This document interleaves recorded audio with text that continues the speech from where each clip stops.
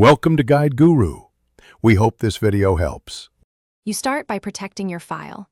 Save a quick backup, then select the whole sheet so Excel checks every column. Once done, open Home, choose Find and Select, then go to Special and pick Blanks. This selects every truly empty cell across the sheet. You're not deleting yet.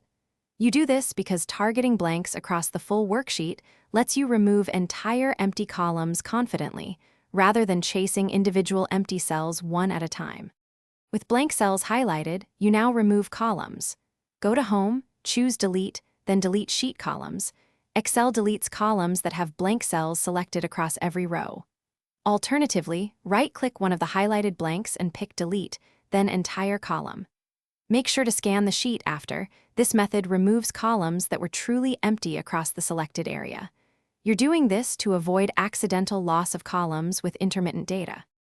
Finish by reviewing the layout and saving the workbook once you're satisfied. Keep that backup until you're sure.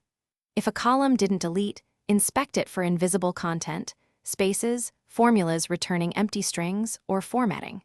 Make sure to clear contents or run trim/clean where needed, or use a count-to-check per column to spot non-zero counts.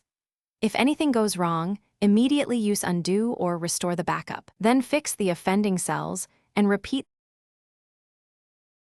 Thanks for watching. Consider subscribing if we helped you today.